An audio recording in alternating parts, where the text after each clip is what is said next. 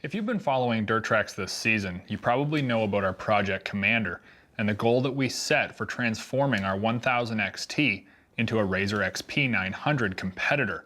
And in this episode, we're going to show you how close we got.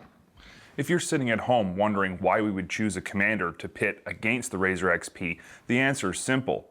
We believe Can-Am has all the ability necessary to build the ultimate RZR XP beater, and we want to see if the Commander platform would make an acceptable base for this mythical vehicle. While the two vehicles we started out with looked nothing alike, and don't even compete against each other, the bones of the Commander screams sport potential, and the 1000cc Rotax mill has potential XP beater written all over it. So let's take a closer look at our competitors to see what we've really got. Before we get out to the ride site, we want to do a comparison on paper of both of these vehicles to see what we've really got. And at the top of the list of bragging rights for any side-by-side owner is power. The RZR XP features a ProStar 875cc dual overhead cam parallel twin-cylinder power plant featuring 4 large valves and a 180-degree crankshaft that claims an industry-leading 88 horsepower. The Commander boasts a Rotax 976cc single overhead cam V-twin power plant, also featuring 4 valves per head, plus drive-by-wire, and claims 85 horsepower. No performance improvements have been made to either vehicle to try and keep the motor comparison fair. And while the Commander does boast 101cc displacement advantage over the RZR XP, sometimes being the biggest doesn't mean being the best. And speaking of biggest, the next crucial area of comparison is suspension. The Commander suspension has been heavily modified using 100% bolt-on products. No frame geometry has been changed, and the vehicle's chassis has not been altered in any way. On paper, this is one upgrade that boasts the biggest gains. The RZR XP features a dual A-arm front suspension utilizing Fox Podium 2.0 piggyback shocks and delivers 13.5 inches of travel. Outback is an industry-first 3-link trailing arm design with extra long radius rods and Fox Podium 2.0 piggyback shocks, producing a total of 14 inches of rear-wheel travel. The Commander's HCR Plus 6 kit features a dual boxed A-arm front suspension with the inclusion of King remote reservoir shocks and produces an astonishing 16 inches of front wheel travel. In the rear, the single mount TTI trailing arm setup features King remote reservoir shocks and 14 inches of rear wheel travel. On paper, the Commander has 2 inches more front suspension for a total of 16 inches, but it matches the RZR XP in the rear at 14 inches. It is interesting to note that the King remote reservoir shocks are much bigger and beefier than the Fox Podium 2.0s, but they do feature almost identical suspension adjustability. While the suspension specs are very similar, we feel it's the wheelbase and width numbers that will have the largest effect on handling. When we were done with our Commander project, we took some measurements and were blown away by the overall width, wheelbase, and ground clearance that vehicle produced. The RZR XP measures an overall greatest width of 64 inches. The wheelbase, center of axle to center of axle, is 81.5 inches. The overall height is 71 inches and the ground clearance is spot on 12 inches. After 1 season of use, the ground clearance and overall height have dropped 1 inch over manufacturer specs due to the ride-in we prefer on our vehicle. The Commander blew me away coming in at an overall greatest width of 73 inches. The wheelbase measures 79 inches. Overall height, not including the Blingstar roof rack, is 72 inches, while the ground clearance matches that of the XP at 12 inches respectively. So what does this mean in the real world? The RZR XP does have more mass mounted lower in the chassis of the vehicle, making it more stable. However, when you consider the Commander is 11 inches wider, we think this may not have big consequences and actually expect the Commander to be more stable at high speeds and in the corners. With the Polaris's wheelbase being 2.5 inches longer, I do expect it to transition bumps better.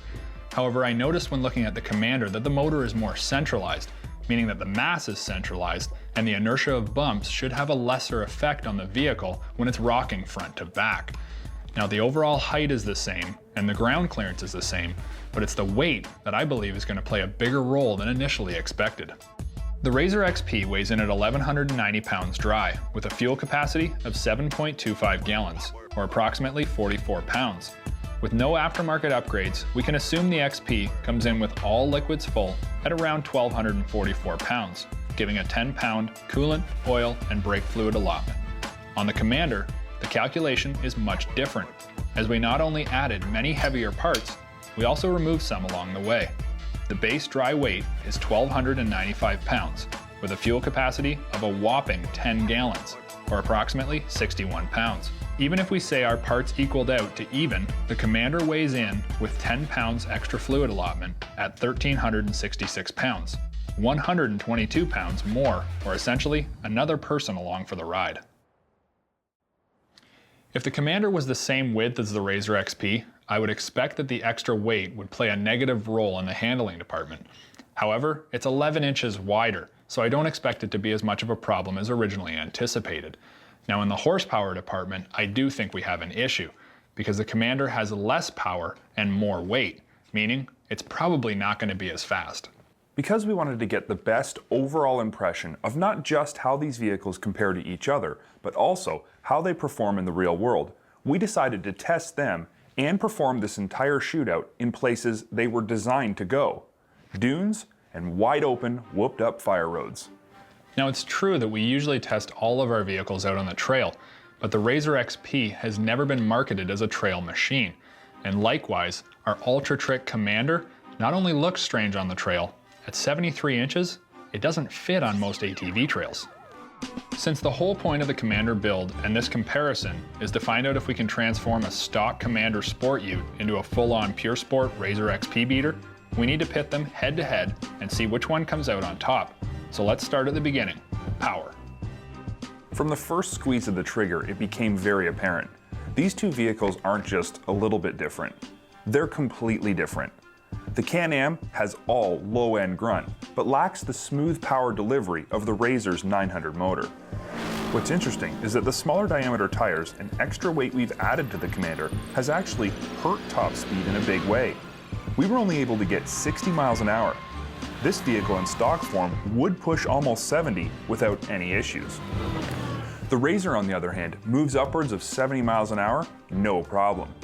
Low-end grunt is a little less than the Commander, but it comes on smoother and is easier to modulate. And at top end, that ProStar mill pulls harder than a little person at a tug-of-war. The difference in power is most noticeable in two areas. Firstly, when you're shooting tighter berm shots, the smoothness of the Polaris is very welcome. And secondly, at high speeds, because it's not hard to notice more than 10 miles an hour difference. The next category up for discussion is handling. What's power without control? And in this department, we really begin to see the difference between a dedicated Pure Sport side-by-side and a converted utility side-by-side. The Commander is a full 73 inches wide, which is by far the widest vehicle I've ever driven. But with this extra width comes some interesting handling quirks that make it hard to compete head-to-head with the RZR.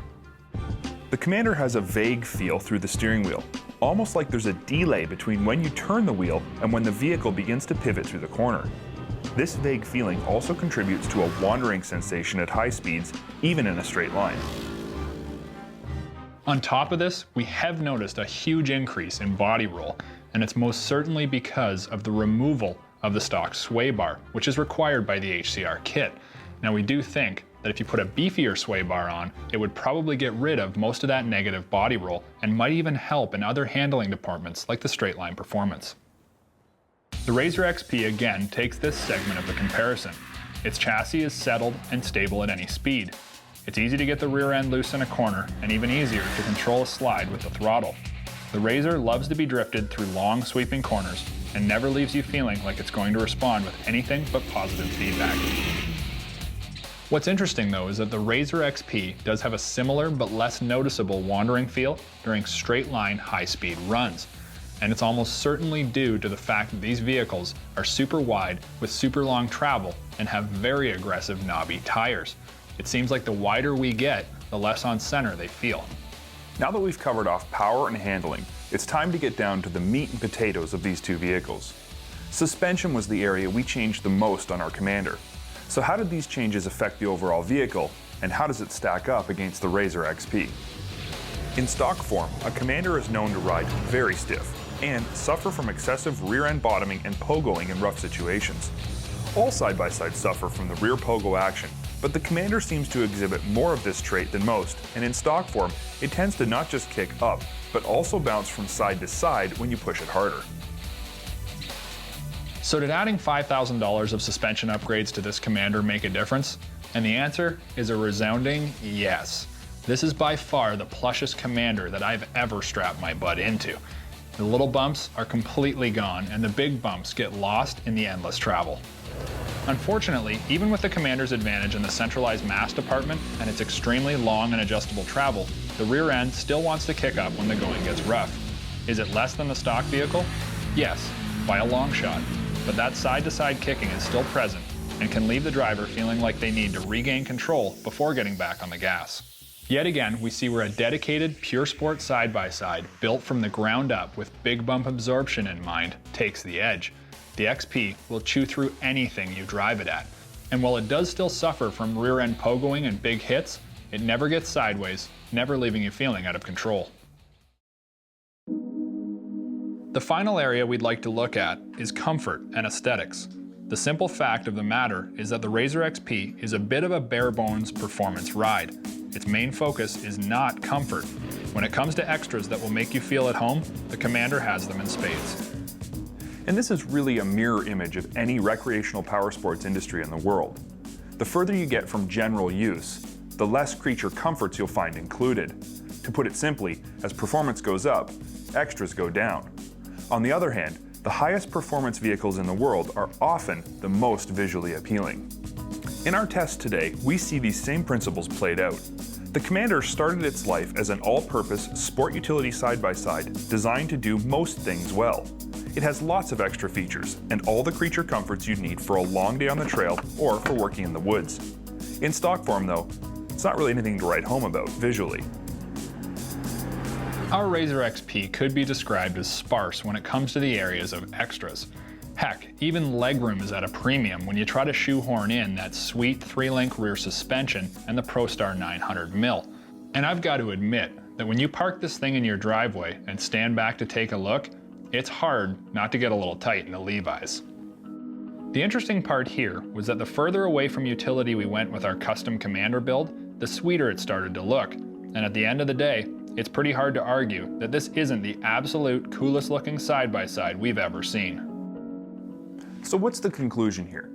We spent a lot of time, effort, and money upgrading our Commander to see if a utility-based side-by-side platform can be upgraded with the use of only bolt-on parts to compete with or outperform the industry's leading benchmark for side-by-side pure sport performance, the RZR XP. No one likes to admit defeat, certainly not a bunch of testosterone-charged motorheads like us at Dirt Trax. But I think at the end of the day, we need to put down the cans of Mobil 1 and WD-40 we've been sipping on and take a lesson from the How to Be a Good Husband handbook.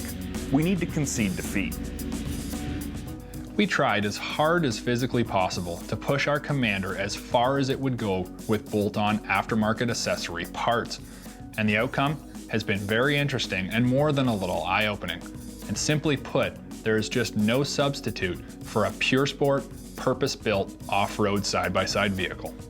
I have no doubt we could have taken this project even further by modifying the suspension mounting points or even the entire chassis of our Commander for an even greater improvement versus stock. But then the question would have become, is it really a Commander? The Commander is excellent at what it does, and the RZR XP is a standout in its slowly expanding class. But what we've come to understand and accept here today is that if Can-Am's less than direct suggestion that they intend to enter the pure sport side-by-side market is true, it must be with a completely new, dedicated, pure sport platform. Until then, we'll be watching from the driver's seat of our RZR XP, waiting with bated breath to see what happens.